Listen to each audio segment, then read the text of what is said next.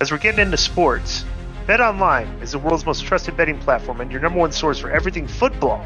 From the preseason NFL to college kicking off, BetOnline has every stat, every matchup, and even live odds and spreads while the games are being played.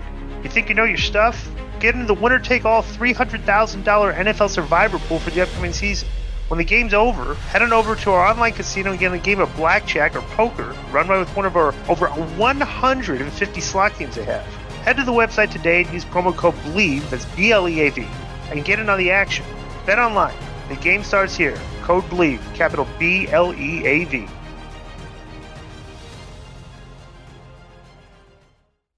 Next one's from Jose, and the subject is Ricochet. Greetings, crew. Question for Konnan. Konnan, in past episodes, and while speaking with QT Marshall, is it QT Marshall or QT Marshall? Marshall. It is Marshall, right? Yeah. You mentioned that WWE had not and did not use Ricochet to his full potential. How he has debuted in AEW and nothing new was brought to the table. Now, as impressive as his aerial maneuvers are, how much more flippy doos can one man do? I think what we saw in WWE was all he could do, in my opinion. He's given significant TV time, many different titles such as the IC belt, US champ, etc., but never brought any type of intensity in his strikes or, most importantly, any fire in his promos. He's a very weak voice. Not hating, just stating. So my question to you, Konnan, is what is the untouched potential that you still see in Ricochet? Disco and Joe, feel free to chime in. Thanks for taking my question. Sincerely, Jose. Go ahead, chime in. I want to hear what you guys say. No, questions to you, and then we can chime in. No, but go ahead. I'll start. To chime in first, yeah. Because you're not a Ricochet fan. No, and I never said I wasn't a Ricochet fan. I just said, I'm not a fan of Ricochet's promos. And I actually thought that when I would agree on that. I actually thought when Ricochet came into the WWE, his work got a lot better because he sold a lot more and a lot better. Remember we were talking about that? And remember his strikes? I think his strikes are good. He throws a good punch. Like, his work is solid, and he does the high-flying stuff, right? But I'm not hating, just stating either. His promos never get me more interested than I've ever been. I'm not, you know what I'm saying? I think he should be more, I'd like to see him as a heel. I think he's always been a babyface, correct? Yeah. Okay, well, sometimes you unleash some charisma in guys when you turn them heel and they're more comfortable cutting heel promos. Okay, he could actually do a character right now where he's talking about, hey, I'm the, you AEW guys, like, you're not me. I'm the best in the world. I don't know. Like, he could heel on these guys. I would like to see that because it would be completely, bro. Like I said, I can't find anything in his babyface persona or his interviews or promos since I've seen him on TV that has compelled me to be overly interested in this guy. But turn him heel and let's see what he says. That would be my take. Go ahead. I agree with him that I think in a WWE environment, maybe he did hit his ceiling. I don't think they were going to use him any higher on the card. That was pretty clear. With AEW, now he'll have the chance more so to cut better promos maybe if he's given a little more freedom and he has that ability. The one thing I'm excited for Ricochet for is, like I said on the AEW review, is to see him in there with Pac, or like that would make me watch the show for sure, to see those guys go at it. I just know it's only strictly based off the match, but I just think that would be a really excellent match and worth watching. And there's opportunities there for him to do a lot of different things, but we got to see. It's pretty soon to say they've underutilized them already. Well, come on, it's been 2 weeks. They kind of have. Joe, look this up. He did an interview recently, right? And I think he mentioned this. This is a good point. I want to bring, because I'd actually thought about this because I thought this was interesting. He said the reason he's in AEW right now is like he never had more fun than when he was with these guys previously, like doing Japan and stuff like that. He said these are like the guys he's had the best time in his career with. And that to me, like, sounds like a guy's like, dude, I like wrestling for the Meltzer stars. That to me, that's what that sounds like. Right? Let me see here. Oh, yeah, he did an interview with Sports Illustrated. Okay, yeah, all right. Let me read this here.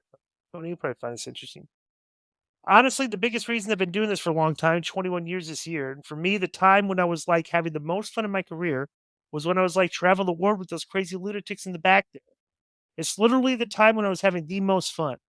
Despite what people may think, it's not always been bad for Ricochet. I've had fun my entire career, no matter where I went. I've always had fun. That's not going to change. When I was having the most fun was when I was hanging out with these guys and traveling the world with these guys and having matches with these guys and creating the art that I really like to make for I feel like the Ricochet fans out there who's been, I guess just missing the opportunity to shine. But for me, it's to have fun again and to create that art again.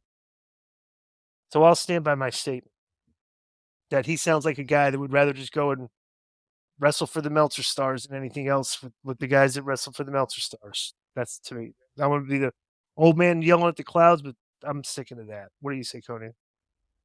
All right. So for this guy that sent the letter as if I couldn't see talent when I saw it, I was with him in Lucha Underground.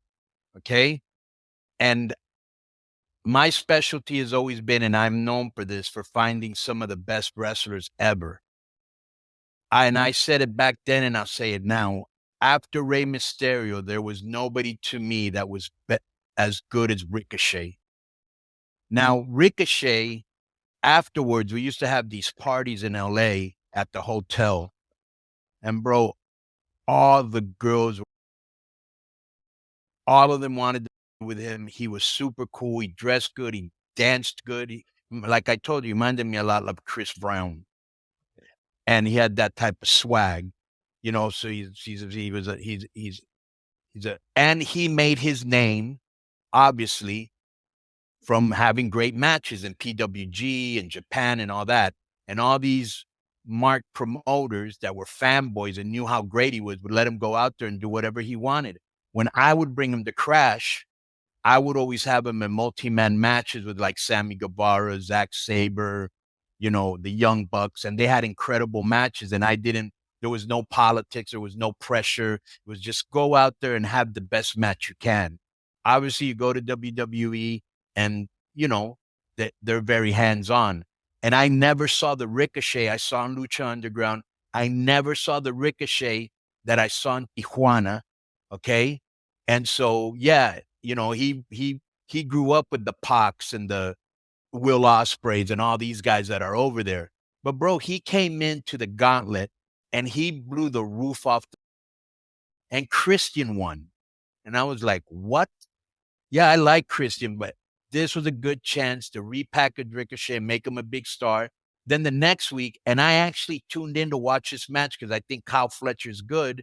And it was Kyle Fletcher versus Ricochet. And the match was good, not great.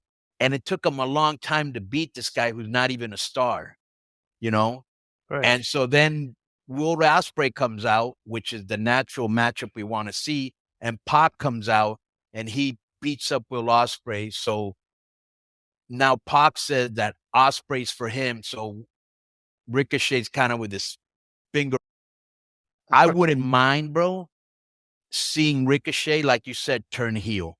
Yeah. And yes, his promos is a very, very weak point. Well, you just mentioned to me sometimes he's got that Chris Brown swag he had. Right. Why don't we put that on TV? Right, exactly. As a heel. Exactly. You know what I'm saying? Why exactly. Come out dressed to the nines? But does that seem like something AEW would be good at doing? No. Nor would the fans care. Bro, look at the party they had for Monet. Right. There were like 5 people in it. Right. 2 people left, 3 people stayed, and Okada acted like he's never seen a girl or a party in his life. Oh, I'm living my fantasy, or whatever he said. It's so JoJo. It's like, bro, what type of people are producing these segments? People that have never had, like you act like you've never seen a girl in your life. You know what I'm saying? It's like so dorky. You said the other day, and I don't know if you saw a tweet or if you thought about it, that they just turned him into AEW's Tozawa, and I was like, oh man, that's pretty true, Well, yeah, he's like, bro, he's like the random comedy spot on the show.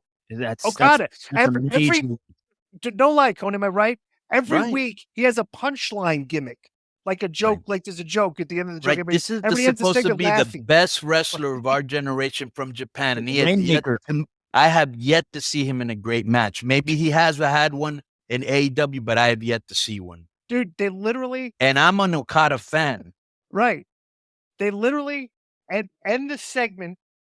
He says something that makes people laugh. Right. You literally are turning the guy into the joke of the show. Right. And he acts like he's never seen a chick in his Right. life. You know, oh, Wait, his character, the Rainmaker, is supposed to be a guy that like throws money all over the place, right, like and in it's clubs and cool, everything. and it's supposed to be cool.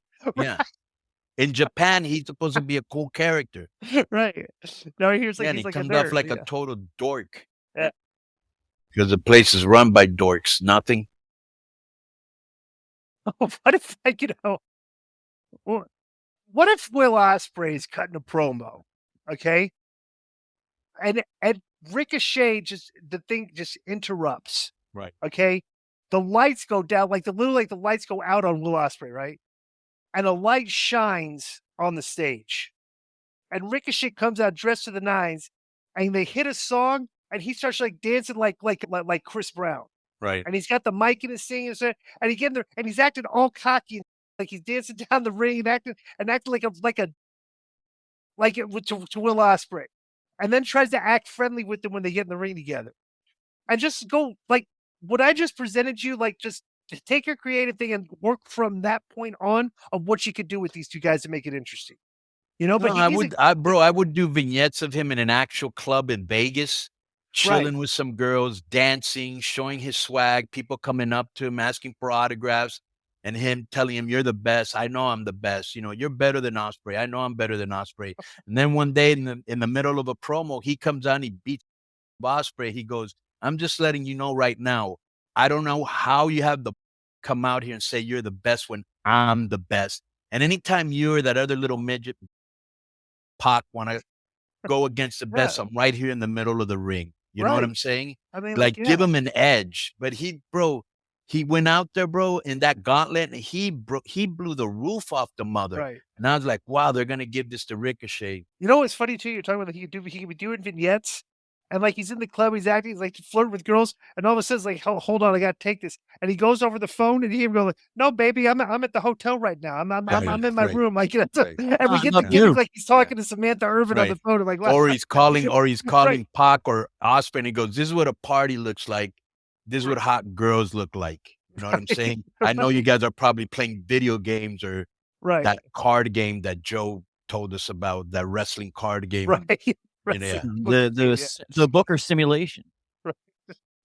All right. Yo, what's up?